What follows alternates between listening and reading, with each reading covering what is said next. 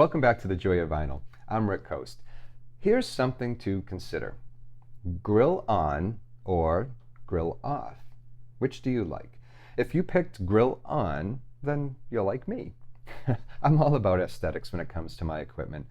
It's not as important as sound, of course, but all things being equal, I will consider what's pleasing to the eye as well as pleasing to the ear. It's what draws me to tubes of all shapes and sizes.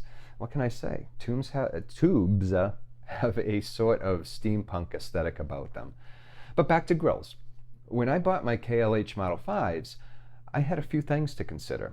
Things like placement of the speakers, toe in or toe out, or simply face them straight out into the room, and how far from the wall do they sound best, and how far do I sit, and it's an endless cycle of listening and getting up and moving things around. And when all of that is said and done, there's the grills to consider. Grills on or grills off. The thing is, aesthetically, I like the look of them on. But am I doing so at the cost of sound? Well, that's what we're going to look at today. Hello? Hello? Hello? Hello? Did you hear a difference? It's not the best test, I know, but I think you see where I'm going with this. Anything that's placed between yourself and the sound waves coming from your speakers will affect the sound.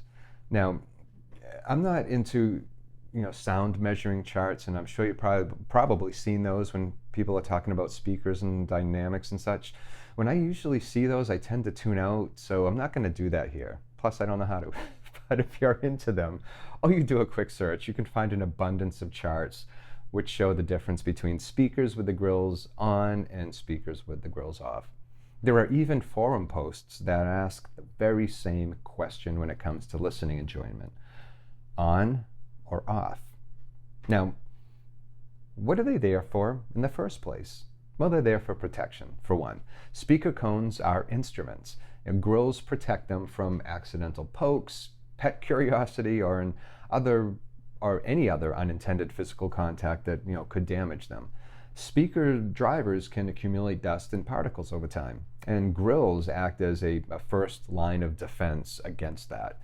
They're also much easier to clean than the speaker components themselves. So if you've got like little ones running around or pets, those grills can prevent them from exploring the insides of your speakers with their hands, with their paws, or God forbid, their mouths. Now, all that aside, if your children are grown or the speakers are in an area your pets don't get into, then you might not have to worry about the protection that the grill provides. So it boils down to sound and boils down to aesthetics. Now, my advice is to rely on your ears. Close your eyes and have someone remove the grills. Take them on, put them on, take them off. And do you hear the difference? And if so, which sounds better to you? In my case, I like the retro look of the Model 5s.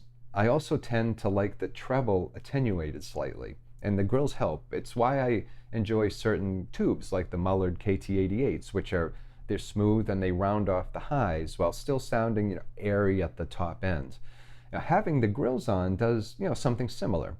By placing that thin film of cloth over the tweeter, it also attenuates the highs, which sound harsh to my ears, especially as I get older, and especially with brighter sounding recordings. Believe it or not, some speakers they were actually designed by the engineers with the grills in mind. They can help disperse sound more evenly throughout the room. So removing them could change the audio quality. I'm telling you, you'll go down a rabbit hole when researching this, but you may run across the opinion that speakers designed to sound better with the grills, say, on, are a bad thing, that it's like adding a bit of spice to a recipe where it's not needed.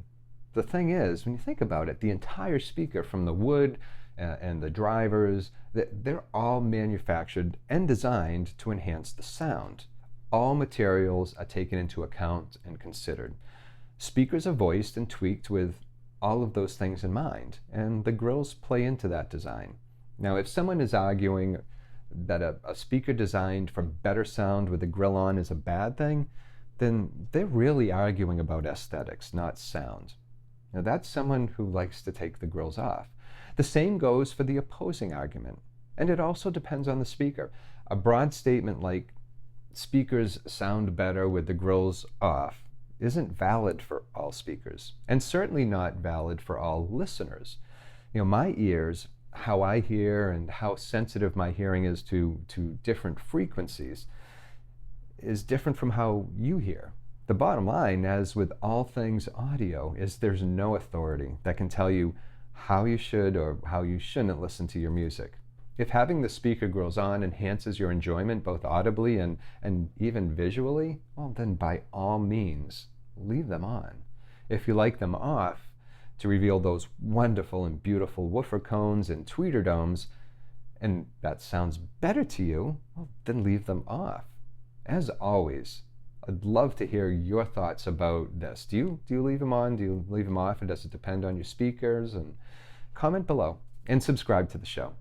Thank you for watching as always, and until next time, please take care of yourself and enjoy your records.